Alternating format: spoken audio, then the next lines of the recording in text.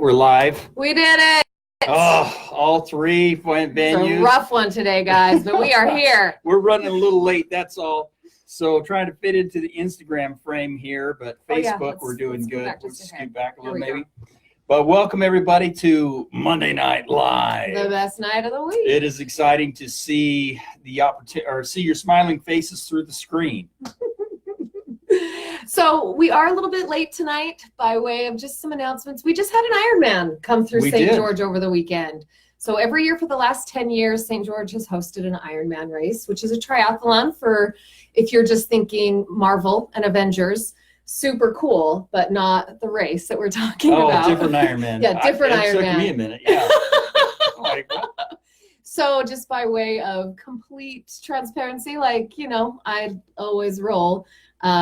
I volunteer at the Ironman every year. That's right. And you are a team captain. That's right. And as a consequence of that, you were honored today. Yes, I got to go have dinner and I got a blanket for 10 years of service. There you go. It just covers everything. But that's why we're late. So thank you for being with us, even though we're rolling in 10 minutes late Just today. A little late, but it was worth it.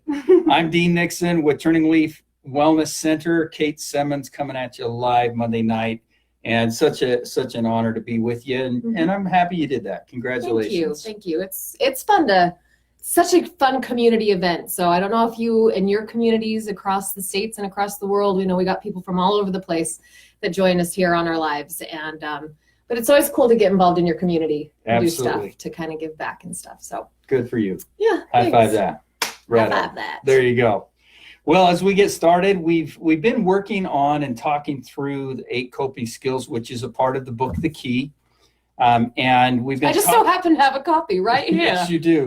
Oh, we got to be careful with that. There you go. Yes, right here, The Key. So yes, we do have the 8 coping skills that we've been working through, The Key. And as we've been going through that, there is sections that Kate's been pulling out, and we've been reading.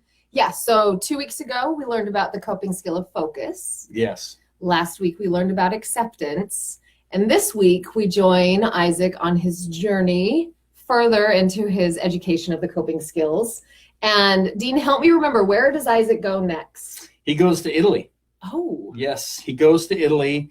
And as he goes there, he's able to, and keep in mind, as we were writing this, it's a little bit of a lot of my personal life in this, in some ways, in the sense that there's just like little breadcrumbs about my life. And so Mac, Isaac's grandfather, he is a veteran in the military, as my father is, and my son, etc. And so kind of a shout out to them is what I put that in. So why I put that there. And so Isaac is going and visiting each of his grandfather's buddies that he met, and they all learn things from their experience together as brothers in arms. And so he goes to Italy, and he meets up with Hugo, and he learns some really cool coping skills on communication. Particularly, yes, communication. Yes. And so you know, how fitting to learn about communication by going to a different country where they speak a different language and have a completely different culture. Yes. And there's different experience. He has a wonderful experience where he's sitting down and he's eating dinner with the family, and unintentionally winds up offending the matriarch, which is not a good thing to do. Never is a good thing to do. Right. To offend a matriarch. Right. I'll come back and get you. And so as a consequence of that, he winds up having some conflict with Paulo, who is one of the sons. And so it's a fun little chapter talking about that. And it's a different experience because Hugo, being a fisherman, is really able to give an analogy and help Isaac really understand, as well as Paulo, because both of them are the ones that are taught the lesson about how to communicate and what's going on in that. If I can remember correctly, Dean, and correct me if I'm wrong, both Paulo and Isaac are similar in age. Yes. And when they first meet each other, they become super chummy. Right. Like they just are quick friends, and then the incident over dinner happens, and so then there's like a rift that happens in their relationship. right. over this miscommunication. And so I really love this because as we've kind of talked about in other lives, like I'm a geek when it comes to communication. I love it. It's my bread and butter. Yeah. It's what I got my degree in. And yeah, so you did. But I love humans, and I love all of our complexities, and communication is where we struggle a lot. It is. In our relationships. It's one of the primary things that we learn. And as children, as we're coming into the world, that's one of the first things we key into. And not all communication, and in this chapter we talk about that, is that not all communication is verbal. A lot of the communication is nonverbal, and thus he offends the matriarch with a nonverbal expression. But we've got to recognize that we have been keying into nonverbal communication since we were born. Mm-hmm. And we have used that nonverbal communication to really navigate through life. Children use it all the time to really determine whether they want to interact or not interact. But also they use it as a way to communicate what's going on with them, even before they have the ability to verbalize. Mm-hmm. And then I'm just thinking about all the teenage years and all the nonverbal communication that goes on. All the angst. Yeah, everything that's behind what's being said. Yes. and as kids, we really struggle with that. We don't want to always let our parents know what's going on. We have a hard time kind of with that dance that we have. And I see it a lot with adults too, is we have this little dance where we have a hard time communicating because we're afraid of how much freedom we're going to give up. And what we don't recognize is communication is a currency. It is information. Mm-hmm. And the two most powerful things in the world are money and knowledge, money and information. And we see nations spending a lot of money on it. We see a lot of communities controlling it. I mean, even through these pieces, these mediums of, as I call it, the window, looking out the glass window or through the glass window, this is information, and information is power. And so we as kids, as teenagers, we try to control the amount of information because we're afraid of how much control that we might lose through that. Right. Just grasping onto all the power that we possibly can keep. I also see that in couples. Yes. I see it employee, employer. Mm-hmm. I see it in a lot of different ways where we try to control those things in order to stay safe. So we always dole out or meter out as much communication as we're willing to give. Mm-hmm. But the problem is as a fear of it, we struggle. As a fear of losing power, or fear of being vulnerable, or the fear of being exposed, or the fear of being controlled, it shuts down. And the thing that's so crazy to me about it is when the times get tough, when times really start to get tough and we really start to struggle, that's when we as human beings, we just stop talking. Yes, that's exactly what I was thinking. Had an awesome experience chatting with a woman up in the Branding Iron over the weekend, having some struggles in her relationship with her husband. That's a restaurant, by the way. It's a restaurant up in Pine Valley, yes, Utah. I don't know, I went British when I was talking about the Branding Iron. Should have gone Southern all the way, but cowboy there. So anyhow, this woman was talking to me about the struggles that she was having with her husband, and she's like, what do I do about this? I'm like, you need to start talking.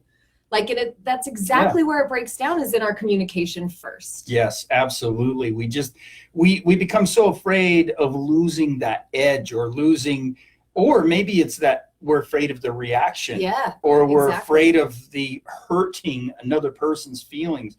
But we don't always have to be that way. And that's what I loved about the chapter, is it talks about how to communicate and the different styles of communication, especially when things get a little rough. Mm-hmm. Absolutely. So let's bounce back over to the book, even though I just sat it down. Because if you're just joining us for the first kind of like little table talks about the different chapters in this book, is I've just been reading some of my favorite excerpts. So here we go. Help me. So this is Hugo, right? Yeah, this is Hugo talking to Paulo and Isaac, because he's been very, very frustrated. The two of them, because of the conflict with Paulo's mother and Hugo's wife, Isaac and Paulo have been fighting and not getting along. Mm-hmm. So he's talking about like all the different fear and hatred that happens in the world. And then he says shaking his head, he turned to look the young men in the eye. He smiled and said, It all starts with a question, not just any question, a question that leads to understanding.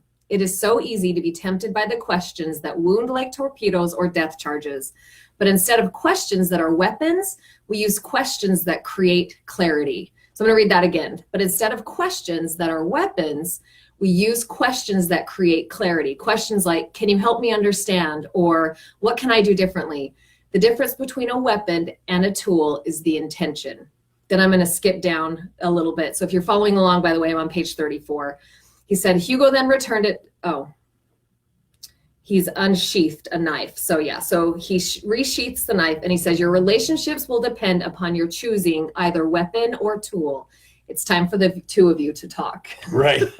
Which then takes you right back to my gal friend who I was talking to at the restaurant, right? Like, it's time to talk. And I love that idea about our language. And, you know, it's been around since language has happened. Like, the pen is mightier than the sword. Like, your tongue is sharp like a weapon, right? Like that idea of we can choose whether or not to make it into a weapon or a tool. Absolutely. And it's so interesting in this day where everything is so media driven, so text driven, that we have this ability to, even on Facebook, I watch people commenting in the comments on the news or something to that effect. And the statements that are made aren't always proactive. They're not always productive. They're sometimes really angry, or they're challenging, or they're just taking shots rather than solving problems and conflict.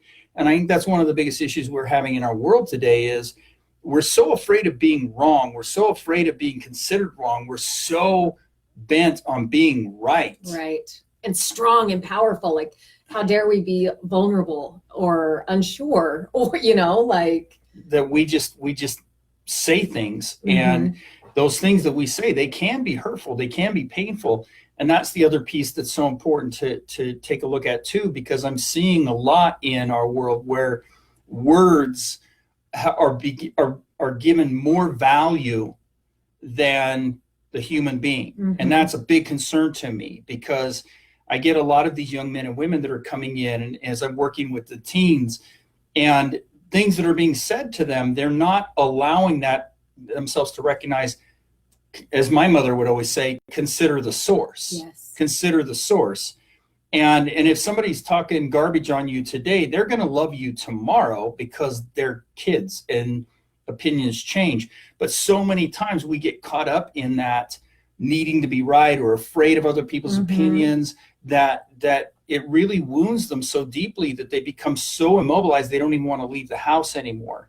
They're so worried of criticism, they're so worried about ridicule, that it's just not healthy for them anymore. So we do also have to recognize that part of our communication, number one, is that we need to make sure that we're communicating in a way that creates clarity. But also we need to understand that if people are using words that are cutting or rude, we need to recognize they're just words. They're just words.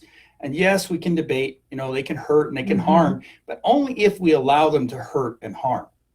That's the part that's so intriguing to me.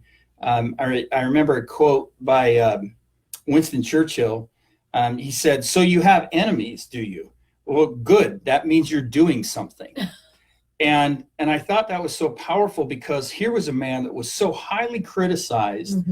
He was mocked and made fun of, but yet he was one of the most influential characters in that time period. But he didn't allow the cutthroat, the things that were said, the ridicule, the tabloids, and all the things to destroy him as a man. He just recognized that was just a part of being human. And so that's a part of our communication is, if I'm afraid to confront you, if I'm afraid to talk to you because I'm afraid of what you're going to hear, I'm never going to talk to you. Right. I love to, that kind of alludes to the other two coping skills of Winston Churchill's quote, right? Like, choose to focus not on all the negative that you're getting back, accept what it is, and continue forward with your communication. I really like that. Yeah, it's just information. Yeah, it's just information. I want to pop over here because I see a comment on technology. Moira Johnson on Facebook says, how much has technology interferes with communication? As an example, younger generations being texting. Are we losing our ability to communicate verbally and with body language? Yes. Oh, Aditi says, I was typing that exact question. Very good. Yes, it is. It is impacting our ability. And we're seeing that there's a huge loss of inability to communicate fully, because when we're texting, we're reading so much into it. Mm-hmm. And the funny part about it, and here's a funny little fact that I'm finding out about texting. You can text 4 people in a room the same text message, the exact same text message. The interpretation of that text message will come from where they are emotionally at that moment, which is super intriguing, because when I watch people respond, can you believe this? Or wow, that was really cool. And it's the same text. And people are like so offended. But a lot of it has to do with our emotional state. It has to do with that. So what's happening is, because we're not having face-to-face, because we're not having interaction, because of the technology, the inability to insulate themselves from that, we're losing our inability to truly interpret what's being said and allow those things to affect our emotional state. Yeah, I think that's a huge point. Another piece for me when it comes to communication, especially when dealing with maybe rocky points in relationship. I don't know about you guys, but I tend to like plan out what I'm going to say, right? Like I'll imagine, like I'll shoot myself into that conversation, be like, well, I'm going to say this. And then if they say this, then this can be my response. Right. We create this monster in our mind when all we have to do is just communicate. Just talk. Just open your mouth and start. And then all of a sudden, it's not such a monster. And that's what I find is people will come in and they'll be so scared. We'll work it through. We'll role play it. We'll talk about it. Then they go home, they apply it. And when they come back, they're like, oh, it was not even as bad as I thought. Right. And at about 8 out of 10 times, that's the case. There are those 1 or 2 cases where, oh yeah, it was exactly what I thought it would be. But most often our ability to fortune tell is way off. Right. I mean, if we were better fortune tellers, I mean, come on, this world would be so different if we really were fortune tellers. All the clairvoyant would be like, dang it, everyone's figured it out. You can imagine how different the world would be. But we really can't read minds. We really can't fortune tell. I mean, we can tell, like, there are things you can see in patterns of behavior that can help you interpret and say, hey, you're headed towards that handrail there, or guide, rail, you're gonna go off the cliff. But for the most part, people still have that last minute ability to change. Right. We had this very same conversation that happened in the women's group on Wednesday. Yes. This last week. Big plug for supporting women. Yes, come on out. It's every Wednesday from 5:30 to 7 here at TurningLeaf Wellness Center. Kate runs it. And all women are invited. So, but we were talking about like being brave enough to share in a group, like coming in and opening your heart and being able to talk with one another, and just sometimes being in a safe place and giving life to all the stuff that we have coming up in here. That's also still a big piece of communication, right? Like you verbalize it and then it doesn't have power over you. You're no longer held hostage by it all up inside your head. Yeah.